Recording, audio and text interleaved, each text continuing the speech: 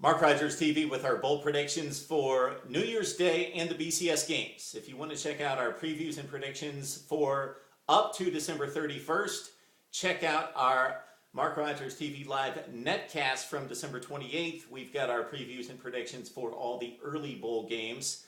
Also, we posted individual bowl previews for the Capital One Bowl, Nebraska, Georgia, Outback with Michigan, South Carolina, Wisconsin, and Stanford in the Rose Bowl, and also the Cotton Bowl with Texas A&M and Oklahoma. So check those out as well. We dive right into New Year's Day. Keep in mind we are 12-7 against the spread in the first 19 bowl games, 13-6 straight up. All right, the Heart of Dallas Bowl at the Cotton Bowl with Purdue taking on Oklahoma State. The Cowboys at 7-5. The Boilers had to win their final 3 games to become bowl eligible at 6-6. Not enough for Danny Hope to keep his job. He's out. Danny Hazel from Kent State gets the Purdue gig, but he doesn't coach in the bowl game. He's still with Kent State. So it's the receivers coach at Purdue matching wits with Mike Gundy of Oklahoma State, who has named Clint Chelf, one of his 3 quarterbacks, as the starter for this game against the Boilermakers. Oklahoma State with a prolific passing offense again this season, 5th in the nation in total offense. Purdue just 11th in the Big Ten in total defense yardage gained against the Boilers. Not good. Doesn't bode well for the Boilers. Must be the reason why they're 17.5-point underdogs, the biggest point spread of the bowl season. We like Purdue to keep it a little bit closer than that because remember, Oklahoma State's defense pretty porous as well at 425 yards given up per game. So Oklahoma State wins it going away 41-27, but that means the Cowboys win. The Boilers cover 17.5 points. On to the Gator Bowl in the first SEC Big Ten matchup of the season with Northwestern taking on Mississippi State. The Wildcats went 9-3, and impressively, they came very close to going to the Big Ten championship game considering they lost to Nebraska in the closing seconds by 1 point, and they lost in overtime to Michigan. So 9-3 Northwestern, a 1-point underdog against Mississippi State. The Bulldogs started 7-0, then they hit the rough stretch of Texas A&M, LSU, and Alabama. They finished at 8-4. Big question mark here for Mississippi State. Starting quarterback Tyler Russell sprained his ankle against Ole Miss in the finale. We don't know how well he is at this point. It looks as though he's going to start the game. This a much different Northwestern team than the Wildcat teams of the past that have struggled against SEC speed and strength. The Wildcats, of course, in the past have thrown it 40, 50 times a game. This team runs the football and they stop the run. Kane Coulter completing 68%, but he throws it just 11 times per game. He runs it more. We like Northwestern in this matchup against Mississippi State. We think they've got the offense and the defensive strength finally to match up in one of these games, and Northwestern wins it 30-27. So Northwestern plus the 1 point against Mississippi State. In the Outback, we just posted a video preview of Michigan and South Carolina, so let's run down the major points. We don't believe Michigan can run the football from the tailback position. Fitz Toussaint broke his leg against Iowa. They've not been able to replace him. Michigan's going to have difficulty blocking those ends, especially the monster Jadeveon Clowney.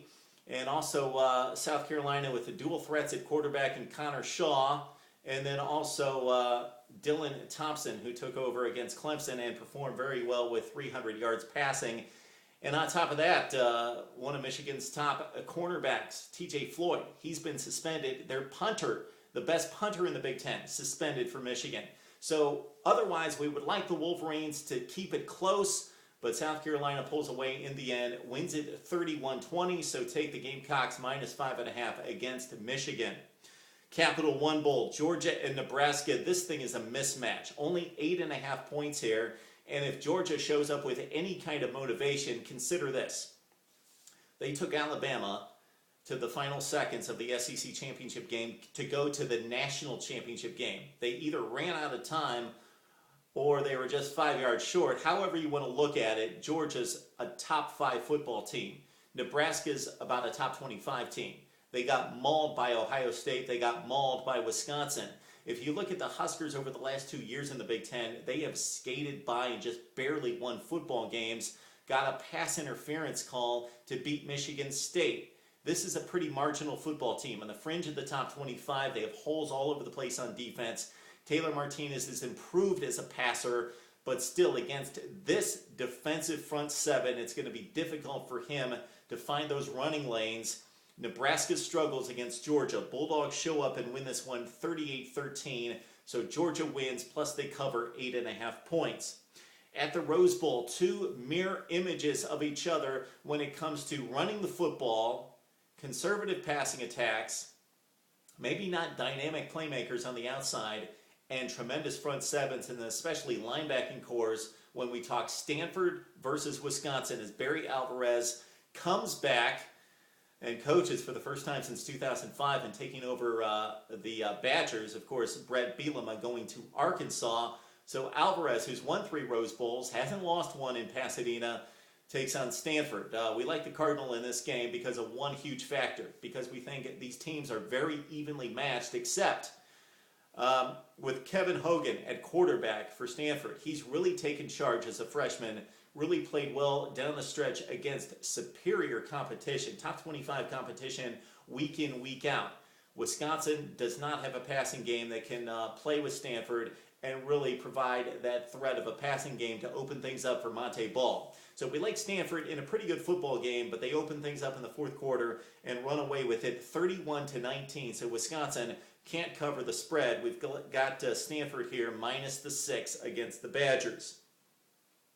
Later that night at the Orange Bowl, we've got Florida State a 13-point favorite against Northern Illinois. We won't talk about all the controversy about Northern Illinois being in this game. They've got Jordan Lynch, one of the great quarterbacks in the country, taking on the Noles. And again, we have to ask the motivation question in a bowl game. Florida State, if they don't show up for the Orange Bowl, knowing that everybody's watching them and seeing how they're going to perform against Northern Illinois, then they don't belong in pads. Florida State wins this game 44-20 over Northern Illinois. They just have superior talent and speed. They should win easily. They should. But we've seen non-BCS conference teams win 5 of 7. Utah, Boise State, TCU, and the like get it done in the past. I would not be surprised, but I think Florida State's going to show up and win it by 24 and cover the 13 there. At the Sugar Bowl, we've got Florida and Louisville, as of course we've talked about in the past. The BCS committee really messed up these matchups. Would love to see Florida take on Oregon, but it's the Gators, a 14-point favorite against Louisville. Teddy Bridgewater's a dynamic quarterback. Hopefully he's going to be healthy and rested up for this game against the Gators. Florida might have the best defense in the country. They are serious in terms of speed, and this is a tougher Florida team than what we've seen in recent years under Will Muschamp. They toughened things up the middle and got strong in the trenches on both lines, offense and defense. This is an impressive team, and they're impressive defensively, and they ran the gamut against the toughest schedule in the country, defeating LSU, South Carolina, Georgia. They lost the game against Georgia, defeated Texas A&M as well, and also Florida State. Mike Gillislee's a tough back.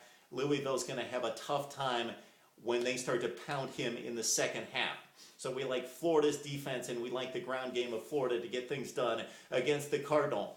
Think a few years ago when Cincinnati had to go to the Sugar Bowl to take on Tim Tebow and company and got pasted. That game was 37-3 at halftime. Not to that extent, because Florida's not that explosive, but if they come out with the same type of fire and approach that they did at Tallahassee against Florida State, look out. Florida 34, Louisville 10. And finally, before we get to the championship game, in another video, the Fiesta Bowl with Kansas State taking on Oregon. Few people give the Wildcats a chance in this one, but remember, they won the Big 12 championship. And remember, Oregon, when they have faced elite defenses in the past 3 years, we're talking LSU, Ohio State in the Rose Bowl, Auburn, and some other teams like that, Oregon has not been able to get to the perimeter quite as effectively. It's not been as easy. They've struggled and they've become frustrated. Now, we know that Kansas State doesn't have that type of athlete, but we like the Wildcats to keep this game close and be able to move the ball against Oregon. Oregon has given up tons of yardage and points against anybody with a pulse out there. So again, Stanford and USC ripped Oregon's defense to shreds. We like Kansas State and Bill Snyder to do likewise. So Oregon wins the game 44-36, but that means Kansas State covers 9.5 points. We got the big board out for the first time. So again, we are 13-6 straight up through 19 games, 12-7 against the spread. We like that. Purdue covers against Oklahoma State, although Oklahoma State wins the game.